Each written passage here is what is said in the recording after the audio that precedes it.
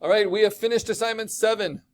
So what is left for us is our final project. I opened a lot of those. Okay, so we go to unit modules.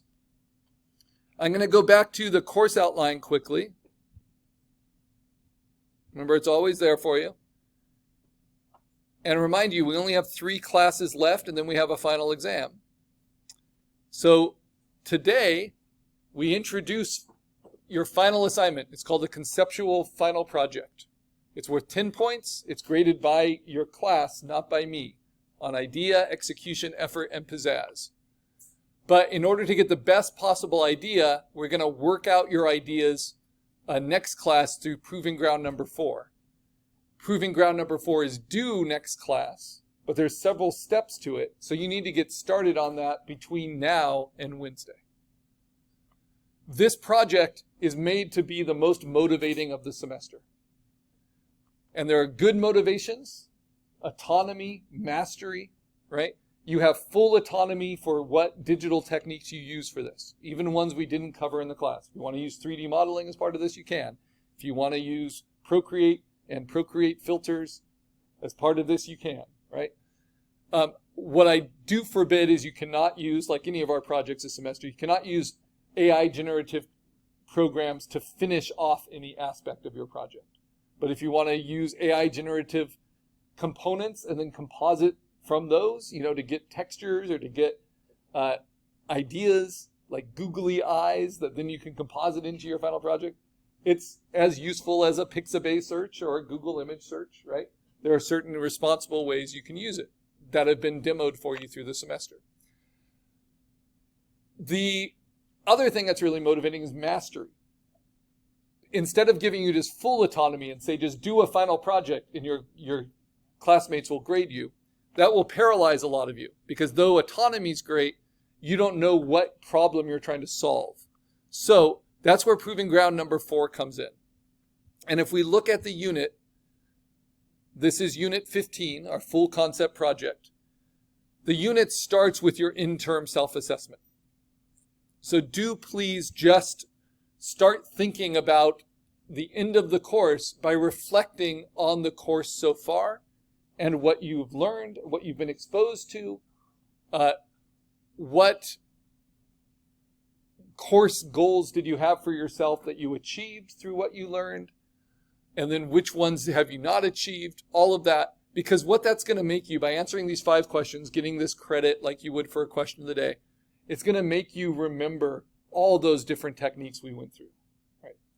Those ones that you had no familiarity with, those ones that you missed out more on in class than you wish, and you need to go back and review, because all of that will empower you to have more fun and more agency in this final project where you can use any of these techniques. So the next part is Proving Ground number 4.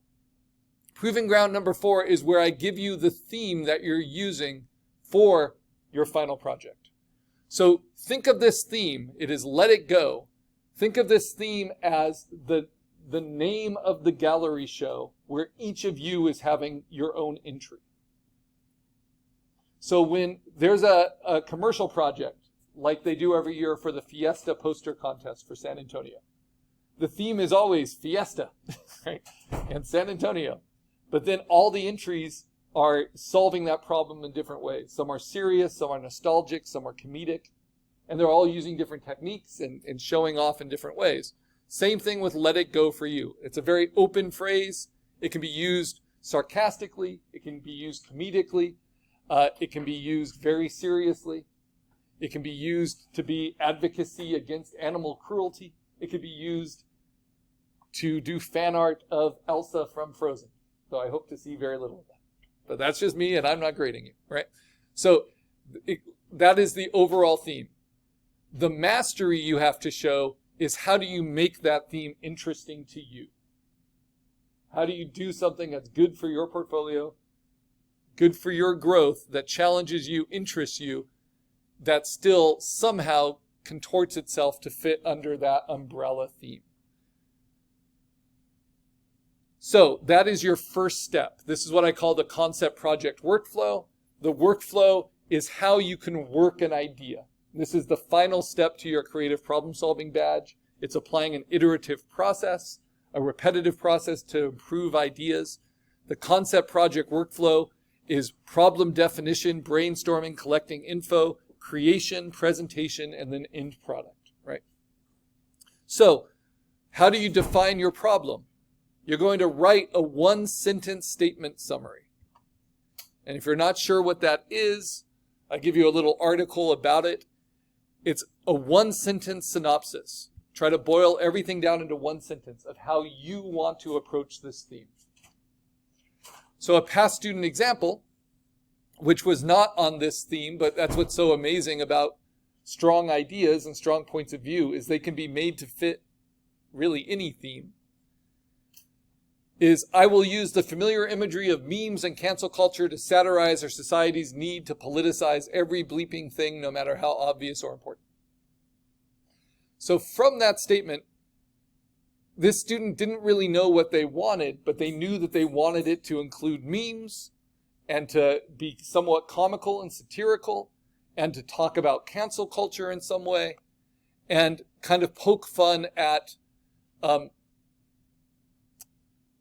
our, as that student sees it, our society's need to amp everything up to like very, very strong opinions.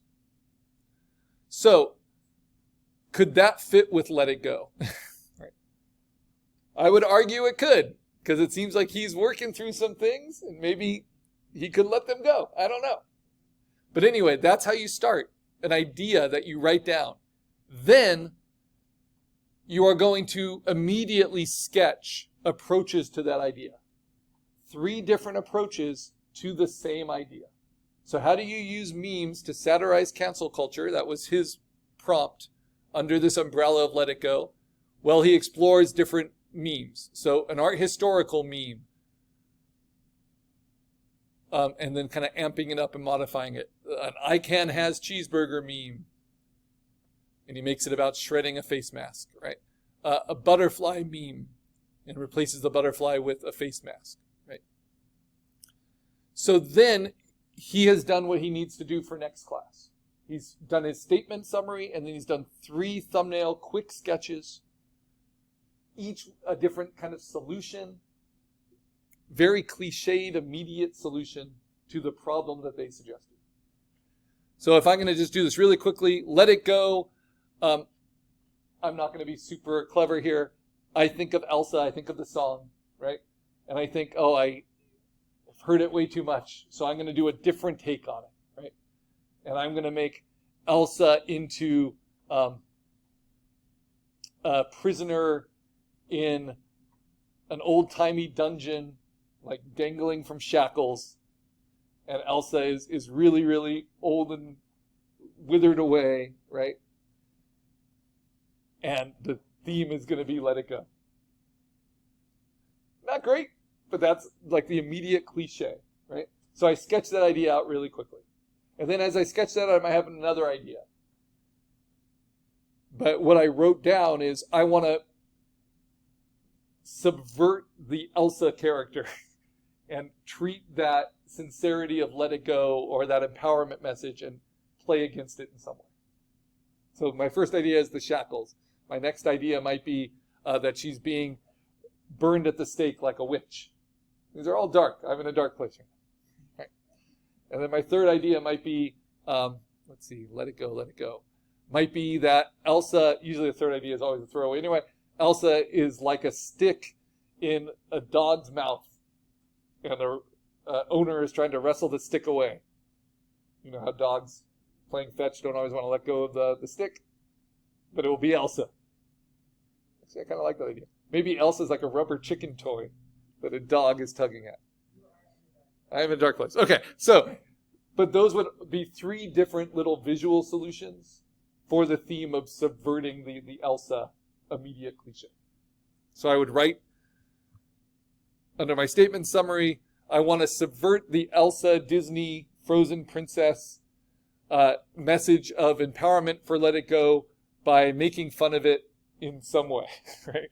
And then my 3 sketches would show my different ways of doing I also link Let It Go to a site called Dribbble. Dribbble is a visual artist portfolio site, a little bit different than Behance because the artists tag their projects based on theme. So it's always changing, but these are the ones that deal with letting go, right? And what's funny is some of them are sincerious. Oh, I like that. I should patent that.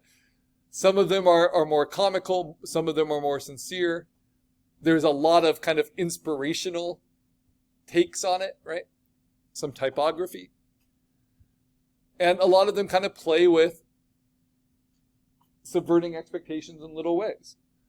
So this is what I mean by acknowledging the cliches, which happens in this next phase where you're doing your sketches. Don't try to be too suspicious of your ideas. Don't worry if they're not clever enough, right? This is where you're just kind of acknowledging ways that work, that show your point of view, that show your idea, even if they're not the most brilliant way of showing your idea. And then next class, I will look at these with you with your statement summary, but I will not meet with you until you have a sentence posted in Proving Ground number 4 and 3 sketches somewhere. If you have the sketches in a sketchbook, that's fine. But I need to see both your statement and your sketches before I can be helpful to you and productive for the next step of the Proving Ground. The next step is where you meet with me. So using input from a process critique, you'll collect information and research, right, based on what we talk about to make your idea stronger. So these were his immediate sketches, and by talking, we realized he was most interested in this one, but this just didn't feel like the right approach. So then we took some ideas he had from the other ones to strengthen this idea.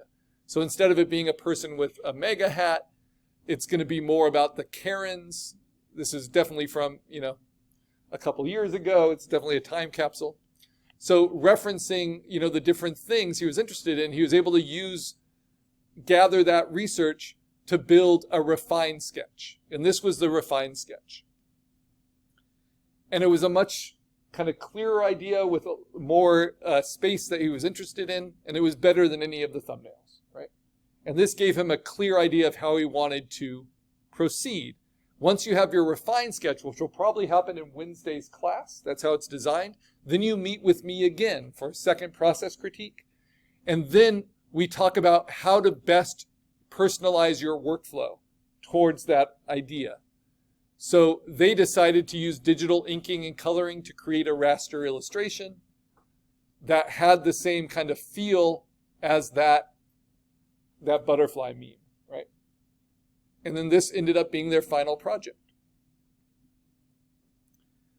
So you're drawing three ideas of what you want to draw out of, and then you basically, whichever idea you end up picking, they'll be the one you're going to do. Well, notice that this idea isn't any single one of these, right? It's a modification of one of them using other stuff. So this will give you a direction once we talk, and then you'll refine that for your actual direction for assignment 8. All right. So that is the trick for next time.